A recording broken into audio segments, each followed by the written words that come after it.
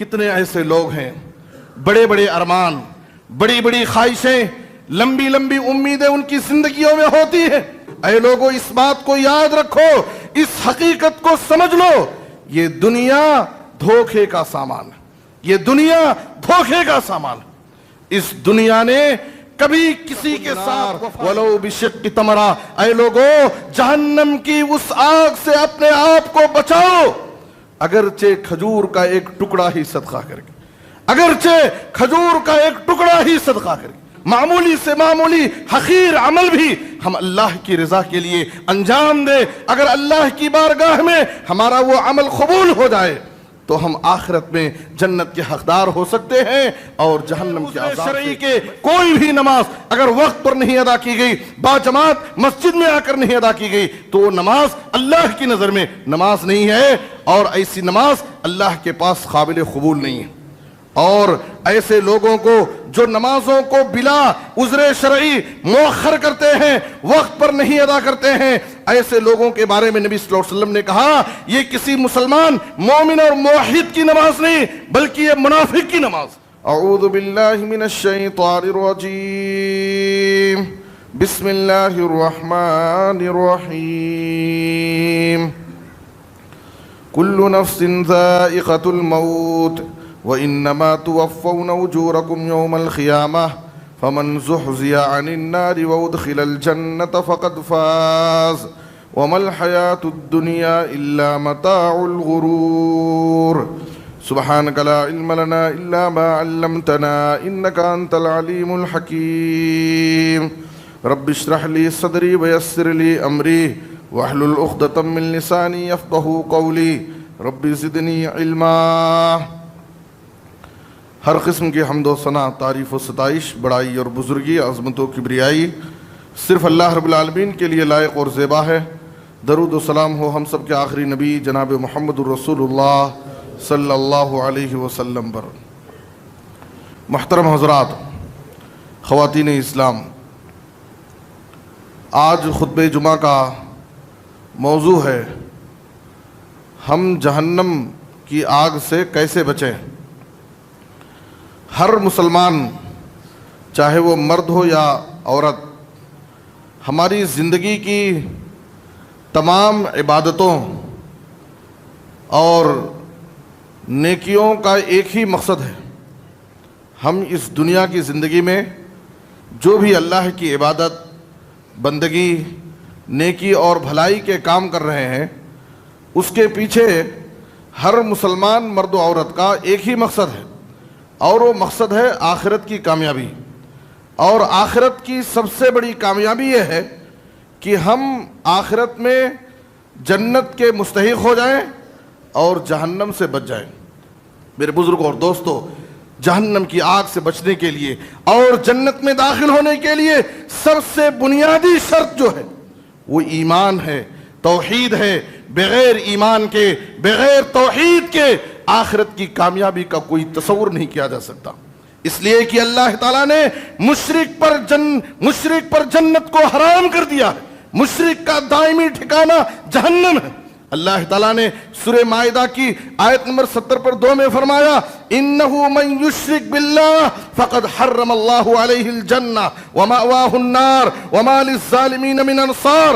کتنی صاف اور واضح آیت ہے۔ اللہ تعالیٰ فرماتا ہے جس کی موت کفر اور شرک پر ہوگی، اللہ نے ایسے مشرک پر جنت کو حرام کر دیا ہے، اس کا ٹھکانہ جہنم ہے، اور ایسے ظالموں اور مشرکوں اور کافروں کا آخرت میں کوئی مددگار نہیں ہوگا۔ وما للظالمین من انصار، یہاں ظالموں سے مراد کافر اور مشرک ہیں، اس لیے کہ کافر اور مشرک جو اللہ کی عبادت میں دوسروں کو شریک کرتے ہیں، یہ شرک سب سے بڑا ظلم ہے۔ ان الشرک لظلم عظیم والکافرون هم الظالمون۔ اللہ تعالیٰ نے حسر کے ساتھ کہا کہ دراصل حقیقت میں سب سے بڑے ظالم یہ کافر لوگ ہیں جو اللہ کی عبادت، جو اللہ کا حق ہے، اللہ کے حق کو غیر اللہ کے لیے دیتے ہیں۔ ایسے لوگ دراصل اللہ کے ساتھ یہ ظلم کر رہے ہیں، اور یہ کافر اور مشرک سب سے بڑے ظالم ہیں۔ میرے بزرگ اور دوستو، نبی صلی اللہ علیہ وسلم نے فرمایا فَإِنَّ اللَّهَ حَرَّمَ عَلَى النَّارِ مَنْ قَالَ لَا إِلَهَ إِلَّا اللَّهِ يَبْتَغِي بِذَلِكَ وَجْهَ اللَّهِ۔ جو اس دنیا کی زندگی میں اخلاص کے ساتھ اللہ کی رضا کے لیے کلمہ توحید کا اقرار کرے گا، ایسے مومن، ایسے موحد پر اللہ تعالیٰ نے جہنم کی آگ کو حرام کر دیا۔ جہنم کی آگ کو اللہ نے ایسے مومن اور موحد پر حرام کر دیا۔ صحیح مسلم کی حدیث میں نبی صلی اللہ علیہ وسلم نے فرمایا، من لقی اللہ لا یشرک بہ شیئا دخل الجنہ ومن لقیہ یشرک بہ دخل النار۔ اگر کوئی شخص رب العالمین سے اس حال میں ملاقات کرے گا کہ وہ اللہ کے ساتھ کسی کو شریک نہیں کرتا تھا تو جنت میں داخل ہوگا، اور جو اس حال میں ملاقات کرے گا کہ اللہ کے ساتھ دنیا میں کسی کو شریک کرتا تھا تو ایسا شخص جہنم میں داخل ہوگا۔ میرے بزرگ اور دوستو، آج ایسے کلمہ گو مسلمانوں کی کمی نہیں ہے جو بظاہر زبان سے کلمہ پڑھتے ہیں، نام ان کا عبداللہ عبد الرحمن ہے، بظاہر ان کے چہروں پر داڑھیاں ہیں، وضع خطا سے وہ مسلمان نظر آتے ہیں، لیکن ان کی عملی زندگی کو اگر دیکھا جائے تو ان کی زندگیوں میں بہت زیادہ شرک داخل ہے۔ وہ شرک کے کام کرتے ہیں، اللہ کے گھر میں آ کر اللہ کے سامنے کھڑے ہو کر کے نماز میں سورہ فاتحہ میں ایاک نعبد و ایاک نستعین کا معاہدہ کرتے ہیں، اللہ سے وعدہ کرتے ہیں، اقرار کرتے ہیں کہ اے اللہ ہم تیری ہی عبادت کرتے ہیں اور صرف تجھی سے مدد مانگتے ہیں، لیکن اللہ کے گھر سے نکلنے کے بعد غیر اللہ کے دربار پر جا کر، مزاروں پر، آستانوں پر جا کر کے وہاں ولیوں سے، بزرگوں سے، قبروں میں مدفون لوگوں کے سامنے ہاتھ پھیلا کر وہاں پر اپنے نفع اور نقصان کی امید لگاتے ہیں، اولاد مانگتے ہیں، ان سے مدد کی درخواست کرتے ہیں۔ میرے بزرگوں اور دوستو، یہ واضح شرک ہے۔ ہمیں اپنی زندگی میں سب سے زیادہ اپنے آپ کو اور اپنے اہل و عیال کو شرک سے بچانا ضروری ہے۔ ہماری زندگی خالص ایمان اور توحید پر قائم رہے، اور جب ہمارا خاتمہ ہو تو اسی اسلام اور ایمان پر ہو، اس لیے کہ بغیر ایمان اور توحید کے آخرت کی کامیابی کا کوئی تصور نہیں کیا جا سکتا۔ مشرک پر جنت حرام ہے، اس کا ٹھکانہ جہنم ہے۔ میرے بزرگوں اور دوستو، توحید کے اقرار کے بعد ہم ایک مسلمان کی زندگی میں آخرت کی کامیابی کے لیے، جنت میں جانے کے لیے، جہنم کی آگ سے بچنے کے لیے جو بنیادی چیز، ضروری چیز ہے، وہ 5 وقتہ نمازوں کی پابندی ہے۔ 5 وقت کی نمازوں کی ادائیگی ہے جو ہر مسلمان مرد و عورت پر فرض ہے، اور جو لوگ نمازوں میں سستی اور کوتاہی برتتے ہیں ایسے لوگوں کے لیے جہنم کی وعید ہے۔ قرآن مجید میں اللہ تعالیٰ نے بے نمازیوں کے لیے، نمازوں میں سستی اور غفلت برتنے والوں کے لیے جہنم کی وعیدیں سنائی ہے۔ سورہ مدثر میں جنتیوں اور جہنمیوں کا مکالمہ مذکور ہے، فی جنات یتساءلون عن المجرمین ما سلککم فی سقر قالوا لم نک من المصلین۔ جنتی جہنمیوں سے سوال کریں گے، کون سی چیز تمہیں جہنم میں داخل کر دی؟ ان کا پہلا جواب ہوگا، لم نک من المصلین، ہم نمازیوں میں سے نہیں تھے۔ سورہ ماعون میں ہم پڑھتے ہیں، فویل للمصلین الذین هم عن صلاتهم ساہون۔ ویل ہے، جہنم کی ایک وادی ہے ان مصلیوں کے لیے، نمازیوں کے لیے جو نمازوں میں غفلت برتتے ہیں۔ اور سورہ مریم میں اللہ تعالیٰ نے فرمایا انبیاء کے تذکرے کے بعد، فخلف من بعدهم خلف اضاعوا الصلاة واتبعوا الشہوات فسوف یلقون غیا۔ جو لوگ اپنی نمازوں کو ضائع کر دیں گے اور خواہشات کے پیچھے پڑ جائیں گے تو ایسے لوگوں کو غی نام کی جہنم کی ایک وادی ہے، اس غی والی وادی میں ان کو ڈالا جائے گا۔ مفسرین نے لکھا ہے یہ غی فسوف یلقون غیا، یہ غی جہنم کی ایک ایسی وادی ہے جو بڑی گہری ہوگی، بڑی تاریک ہوگی، جہاں پر جہنمیوں کے جسموں سے نکلنے والا خون اور پیپ اور پسینہ وہ سب بہہ کر کے اس وادی میں جمع ہوگا، اور ایسی خطرناک جگہ ان بے نمازیوں کو رکھا جائے گا جو اپنی نمازوں کو دنیا میں ضائع کرتے تھے اور نمازوں میں سستی اور غفلت برتتے تھے۔ میرے بزرگوں اور دوستو، نمازوں میں سستی کرنا، نمازوں کی حفاظت نہ کرنا، نمازوں کو ضائع کرنے کے بہت سارے معنی مفسرین نے لیے ہیں۔ اس کا ایک معنی یہ ہے کہ وہ نمازوں کو ضائع کرتے تھے، نمازوں کی حفاظت نہیں کرتے تھے، نمازوں میں سستی کرتے تھے۔ اس کا ایک مطلب یہ ہے کہ وہ نمازوں میں وقت کی پابندی نہیں کرتے تھے۔ آج ہم لوگ نماز پڑھتے ہیں، بہت سارے لوگ ہیں جو نماز پڑھتے ہیں لیکن نمازوں میں وقت کی پابندی نہیں کرتے، وقت پر مسجد میں آ کر با جماعت نماز ادا نہیں کرتے ہیں، بعد میں بغیر عذر شرعی کے نمازوں کو چھوڑ دینا، وقت سے مؤخر کرنا، ایک نماز کو دوسرے نماز کے ساتھ ملا کر کے ادا کر لینا، ٹائم بے ٹائم نماز پڑھنا، یہ نمازوں کو ضائع کرنا ہے۔ بلکہ حدیث میں نبی صلی اللہ علیہ وسلم نے اس کو یمیتون الصلاۃ، نماز کو مردہ کر کے پڑھنا کہا ہے۔ نماز کو وقت پر نہ پڑھنا، یہ نماز کو مردہ کر کے پڑھنا ہے۔ میرے بزرگوں اور دوستو، ہم فجر کی نماز وقت پر مسجد میں آ کر نہ پڑھیں، اپنے حساب سے اٹھیں اور بعد میں بغیر عذر کے اپنے گھر میں اپنے حساب سے اگر ہم نے فجر کی نماز ادا کر لی یا کوئی بھی نماز، تو یاد رکھیں ہماری تسلی کے لیے ہم نے تو وہ نماز ادا کر لی ہے، ہماری نظر میں ہمارے حساب سے وہ نماز تو ہو گئی، لیکن یاد رکھو بغیر عذر شرعی کے کوئی بھی نماز اگر وقت پر نہیں ادا کی گئی، با جماعت مسجد میں آ کر نہیں ادا کی گئی، تو وہ نماز اللہ کی نظر میں نماز نہیں ہے، اور ایسی نماز اللہ کے پاس قابل قبول نہیں ہے۔ اور ایسے لوگوں کو جو نمازوں کو بلا عذر شرعی مؤخر کرتے ہیں، وقت پر نہیں ادا کرتے ہیں، ایسے لوگوں کے بارے میں نبی صلی اللہ علیہ وسلم نے کہا یہ کسی مسلمان مومن اور موحد کی نماز نہیں بلکہ یہ منافق کی نماز ہے۔ صحیح مسلم کی حدیث ہے، جناب محمد الرسول اللہ صلی اللہ علیہ وسلم نے فرمایا تلک صلاۃ المنافق، تلک صلاۃ المنافق یجلس یرقب الشمس فاذا كانت بين قرني الشیطان قام فنقرها اربعا لا يذكر الله فيها الا خلیلا۔ یہ نماز منافق کی نماز ہے، جو آدمی وقت پر نماز ادا نہیں کرتا بلکہ سورج ڈوبنے کے انتظار میں رہتا ہے، جیسے ہی سورج ڈوبنے کے قریب ہوتا ہے جلدی سے اٹھتا ہے اور کوے کی ٹھونگوں کی طرح جلدی جلدی 4 ٹھونگے مارتا ہے، اس نماز میں اللہ کا ذکر بہت کم کرتا ہے، خشوع خضوع کے ساتھ سکون و اطمینان کے ساتھ وہ نماز ادا نہیں کرتا۔ میرے بزرگوں اور دوستو، ہمیں اپنے نمازوں کا جائزہ لینے کی ضرورت ہے۔ صحیح مسلم کی حدیث میں ہے، نبی صلی اللہ علیہ وسلم نے فرمایا ان اثقل صلاۃ علی المنافقین صلاۃ العشاء و صلاۃ الفجر ولو یعلمون ما فیہما لاتوہما ولو حبوا۔ منافقوں پر سب سے زیادہ بھاری نماز عشاء اور فجر کی نماز ہے۔ ان 2 نمازوں کی، عشاء اور فجر کی نماز کی ادائیگی منافقوں پر بہت بھاری گزرتی ہے، لیکن ان نمازوں کا اجر و ثواب اگر انہیں معلوم ہو جائے تو وہ ضرور ان نمازوں میں حاضر ہوں گے، یہاں تک کہ اگر چل کر نہیں آ سکتے تو گھسیٹ کر کے آئیں گے، لیکن ان نمازوں میں ضرور حاضر ہونے کی کوشش کریں گے اور ان کا اجر و ثواب پانے کی کوشش کریں گے۔ میرے بزرگوں اور دوستو، اللہ تعالیٰ نے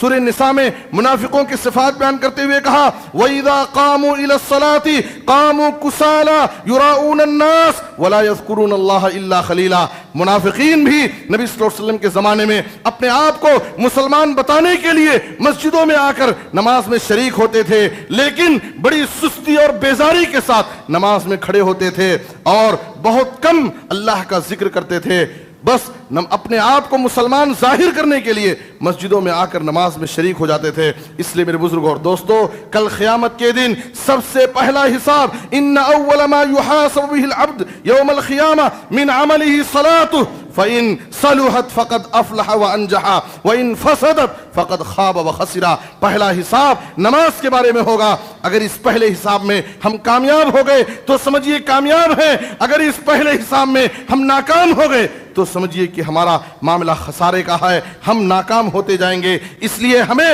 اپنی زندگی میں ہر حال میں ہمیشہ نمازوں کو وقت پر ادا کرنے کی کوشش کرنا چاہیے اور بلا عذر شرعی نمازوں کو مؤخر کرنا، نمازوں کو ضائع کرنا، اس سے ہمیں بچنا چاہیے۔ یہ ایک سنگین جرم ہے، بلکہ جہنم میں جانے کا ایک بڑا اہم سبب ہے۔ اسی طرح میرے بزرگوں اور دوستو، بہت سارے مسلمان ہیں جن کا ایمان اور عقیدہ صحیح ہے، وہ مومن اور موحد ہیں، نمازی ہیں، حاجی ہیں،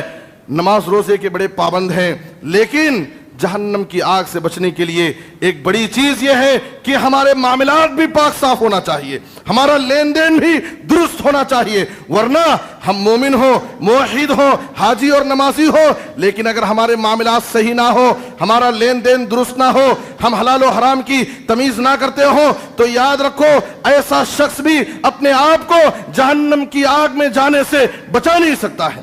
जनाब मोहम्मद रसूलुल्लाह सल्लल्लाहु अलैहि वसल्लम ने फरमाया, ला यदखुलुल जन्नत जसदुन हुदिया बिल हराम, ऐसा जिस्म जन्नत में दाखिल नहीं हो सकता जिस जिस्म की परवरिश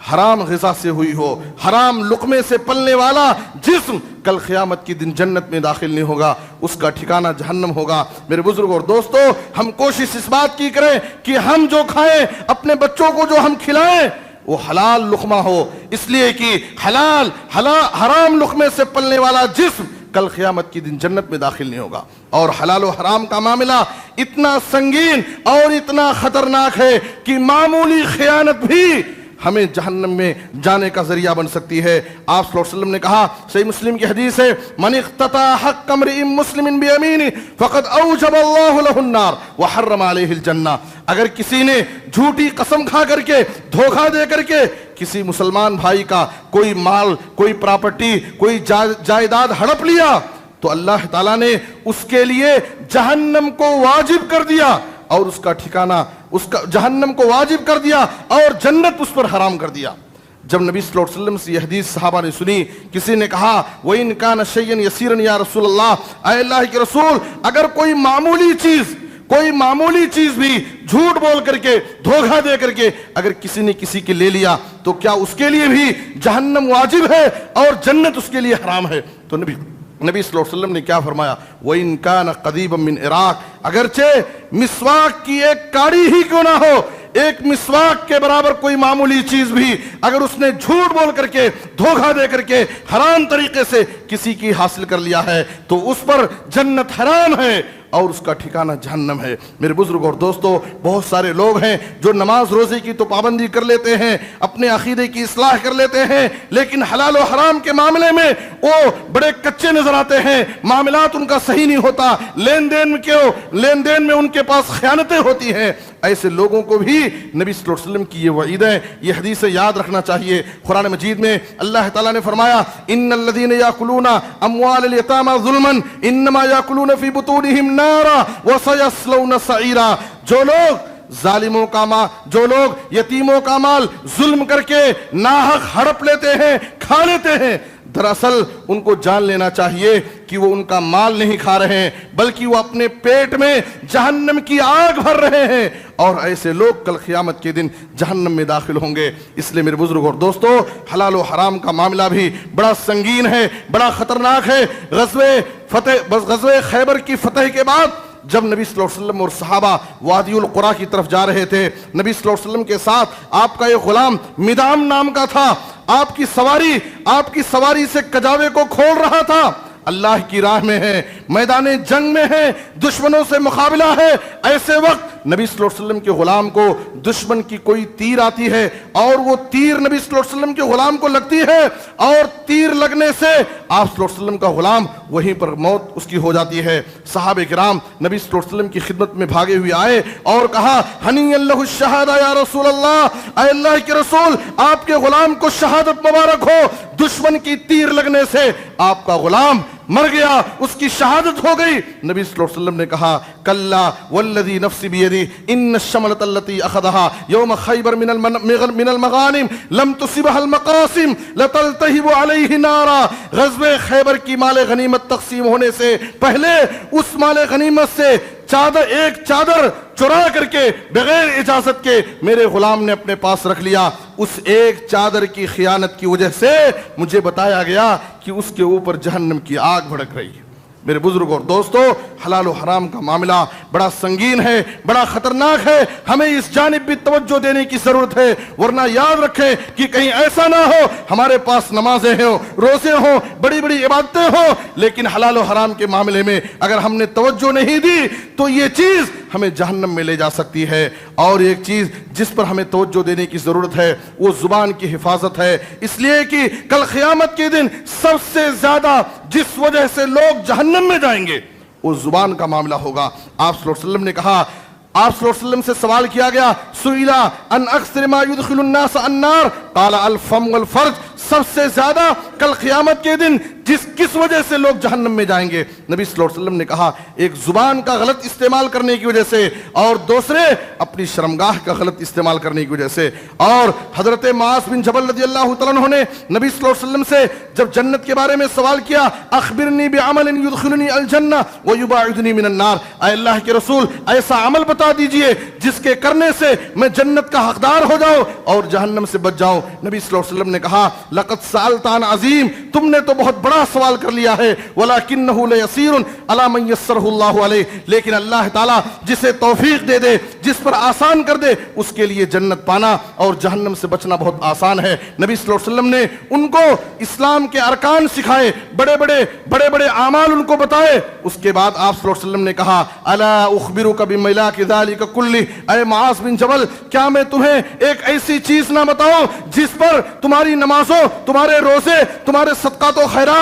تمہاری زندگی کے بڑے بڑے اعمال کا دار و مدار ہے؟ معاذ بن جبل نے کہا اے اللہ کے رسول وہ چیز ضرور بتائیے جس پر ہمارے تمام اعمال کا دار و مدار ہے۔ نبی صلی اللہ علیہ وسلم نے اپنی زبان کو باہر نکالا اور اشارے سے کہا کف علیک ھذا، اس زبان کی حفاظت کرو، اس زبان کو قابو میں رکھو، اس کو غلط استعمال کرنے سے بچاؤ۔ معاذ بن جبل نے سوال کیا، پریشان ہو گئے، وَإِنَّ لَمُؤَاخَذُونَ بِمَا نَتَكَلَّمُ یا رسول اللہ، اے اللہ کے رسول جو ہم دوستوں سے اپنی مجلسوں میں بات چیت کرتے ہیں کیا ہمارا اس پر بھی مواخذہ ہوگا، اس پر بھی ہماری پکڑ ہوگی؟ نبی صلی اللہ علیہ وسلم نے کہا ثقلتک امک یا معاذ وهل يكب الناس في النار على وجوههم الا حصائد السنتهم، کل قیامت کے دن سب سے زیادہ جہنم کی آگ میں چہرے کے بل گھسیٹ کر کے جن کو داخل کیا جائے گا ان کا قصور کیا ہوگا؟ وہ صرف زبان کی وجہ سے کل قیامت کے دن سب سے زیادہ لوگ جہنم میں ڈالے جائیں گے۔ خاص طور پر ہماری خواتین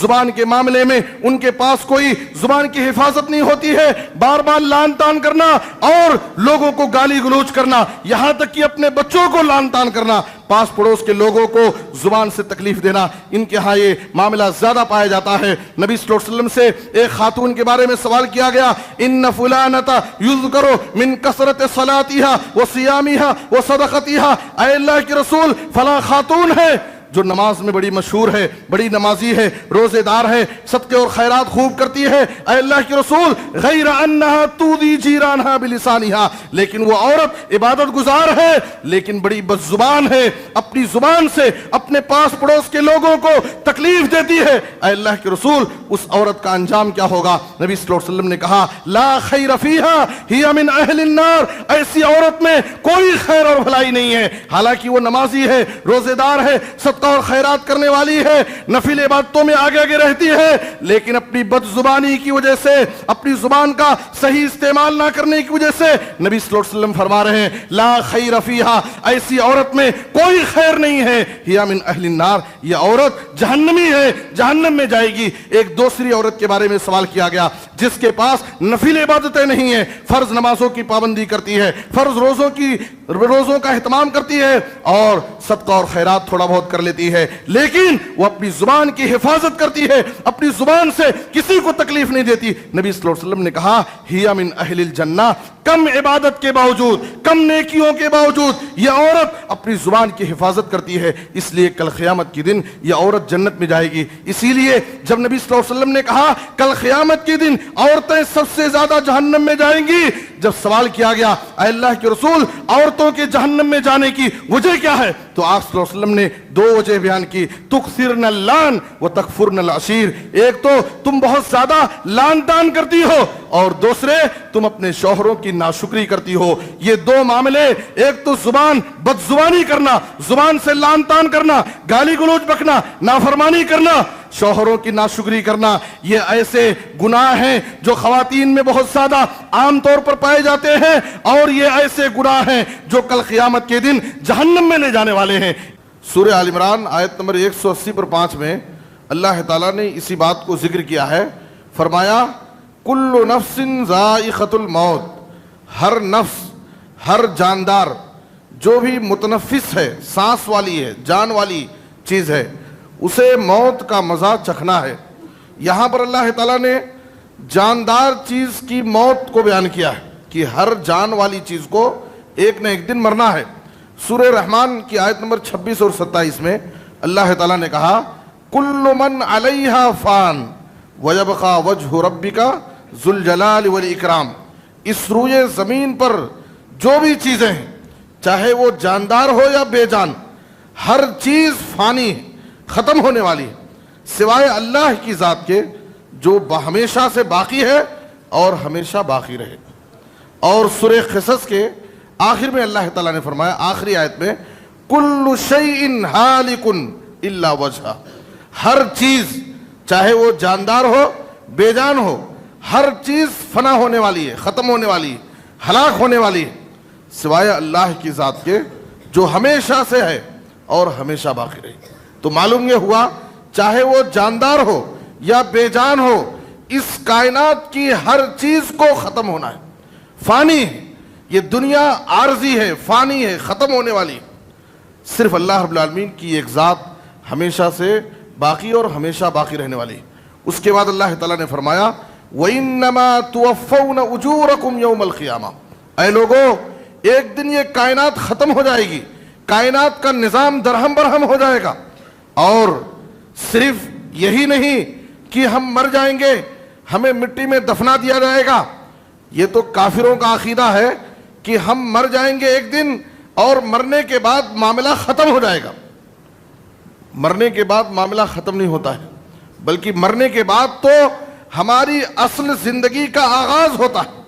وہاں سے سفر آخرت کا سلسلہ شروع ہوتا ہے قبر کی منزل سے۔ تو اللہ تعالیٰ نے کہا کہ ایک دن آئے گا کہ سارے لوگ دوبارہ زندہ کیے جائیں گے اور قیامت قائم ہوگی، حشر کے میدان میں سارے لوگوں کو،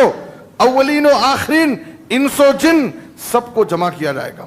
اور اللہ تعالیٰ کرسی عدالت پر ہوگا، بندوں کے درمیان فیصلہ کرے گا،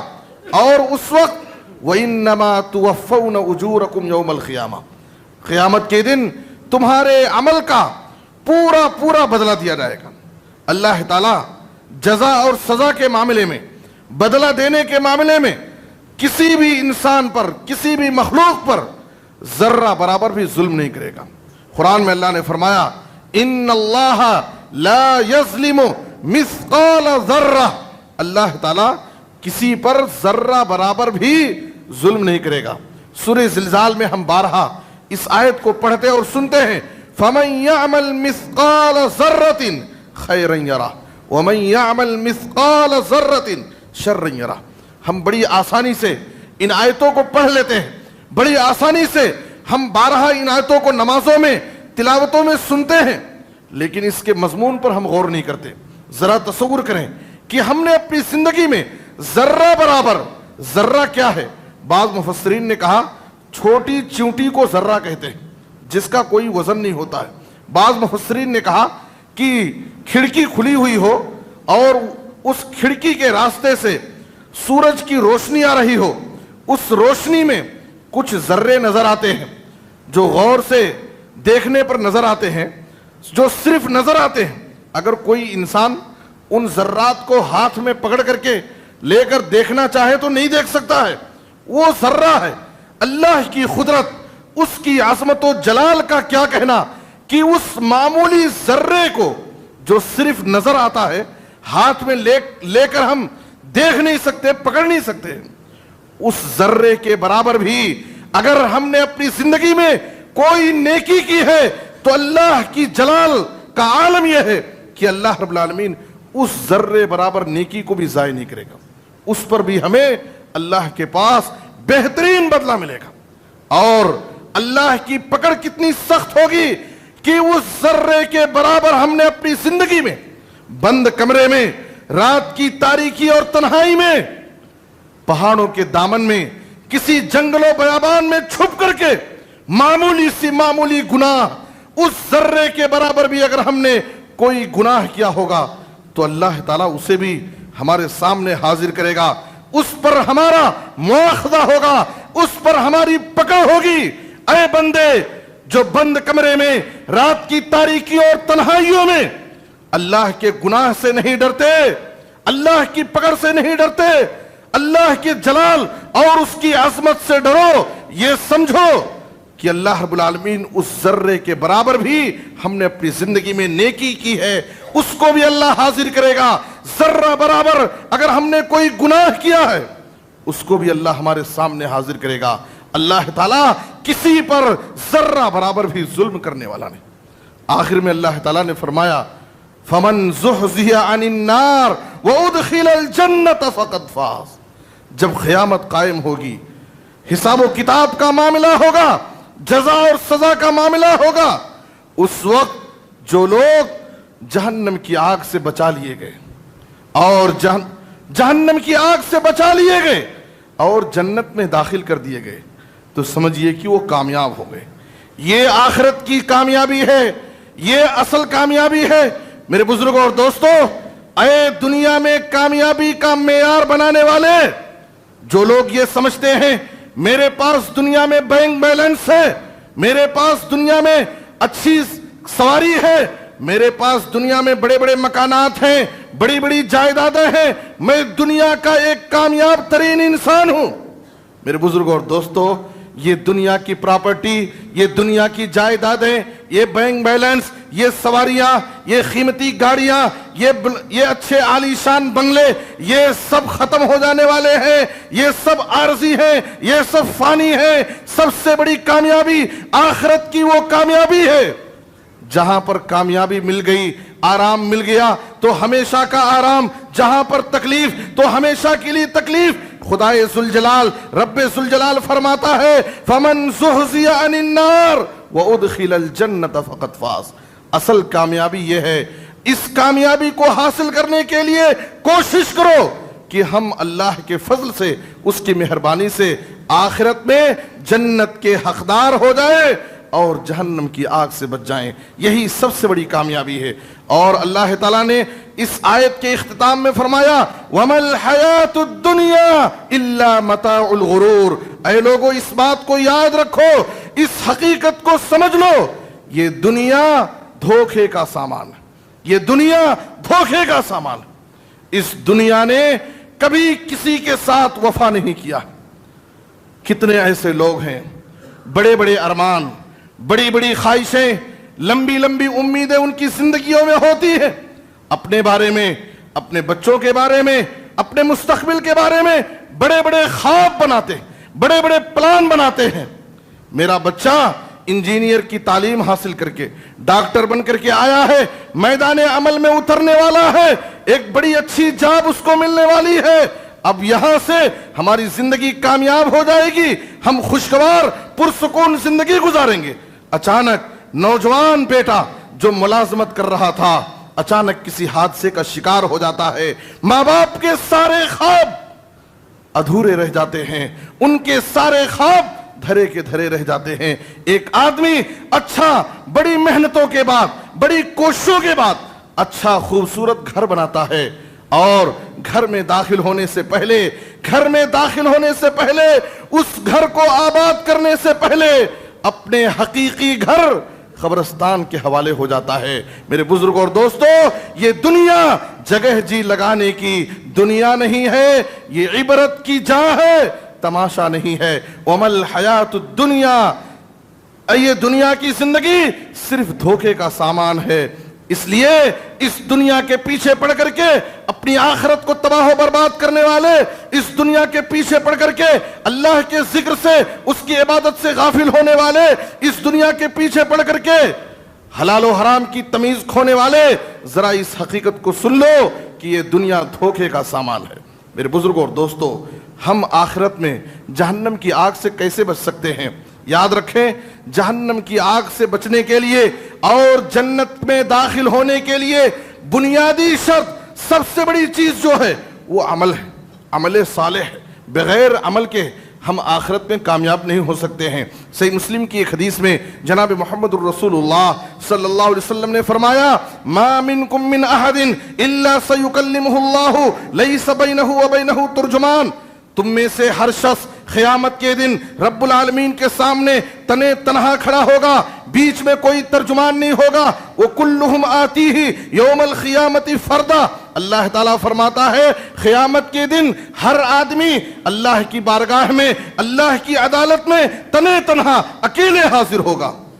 بیچ میں کوئی ترجمان نہیں ہوگا. نبی صلی اللہ علیہ وسلم نے فرمایا فَيَنْظُرُ أَيْمَنَ مِنْهُ فَلَا يَرَى إِلَّا مَا قَدَّمَ وَيَنْظُرُ أَشْأَمَ مِنْهُ فَلَا يَرَى إِلَّا مَا قَدَّمَ وَيَنْظُرُ بَيْنَ يَدَيْهِ فَلَا يَرَى إِلَّا النَّارَ تِلْقَاءَ وَجْهِهِ فَاتَّقُوا النَّارَ وَلَوْ بِشِقِّ تَمْرَةٍ. نبی صلی اللہ علیہ وسلم نے فرمایا جب انسان اللہ کے سامنے تنے تنہا کھڑا ہوگا،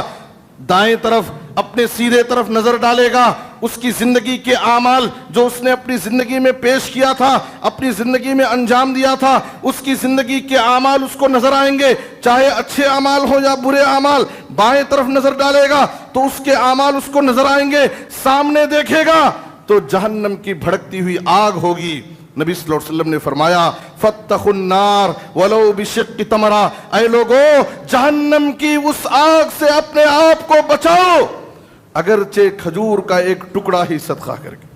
اگرچہ کھجور کا ایک ٹکڑا ہی صدقہ کر کے. مطلب یہ ہے کہ ہم اپنی زندگی میں چھوٹے سے چھوٹا عمل، معمولی سے معمولی حقیر عمل بھی ہم اللہ کی رضا کے لیے انجام دے. اگر اللہ کی بارگاہ میں ہمارا وہ عمل قبول ہو جائے تو ہم آخرت میں جنت کے حقدار ہو سکتے ہیں اور جہنم کے عذاب سے بچ سکتے ہیں. اس لیے میرے بزرگوں اور دوستوں، مرد و خواتین، ہر ایک کی یہ ذمہ داری ہے کہ اپنی زندگی میں ہم اپنے ایمان اور عقیدے کی اصلاح کریں اور زندگی کی آخری سانس تک توحید پر قائم رہیں، نمازوں کی پابندی کریں، حلال و حرام کا خیال رکھیں اور خاص طور پر اپنی زبان اور اپنے شرمگاہ کی حفاظت کریں. اللہ ہم سب کو حسن عمل کی توفیق عطا فرمائے. اے اللہ، جو بیمار ہیں انہیں شفائے عاجل کامل عطا فرما. اے اللہ، جو مقروض ہیں انہیں ادائیگی قرض کی کوئی آسان سبیل پیدا فرما. اے اللہ، پورے عالم میں ہر جگہ جہاں مسلمان مظلوم ہیں، پریشان حال ہیں، اے اللہ ان کی غیبی مدد فرما، ان کی حفاظت فرما. اے اللہ ان کے حال پر رحم فرما. اے اللہ ہمیں کتاب و سنت پر عمل کرنے کی توفیق دے. خاتمہ ہو تو خاتمہ بالخیر، کلمہ توحید پر وفات دے. آمین. تقبل یا رب العالمین. وصلی اللہ علی نبینا محمد وآلہ وصحبہ اجمعین. بارک اللہ لنا ولکم فی القرآن العظیم ونفعنی وإیاکم بالآیات والذکر الحکیم. انہ تعالی جواد کریم ملک بر رؤوف رحیم.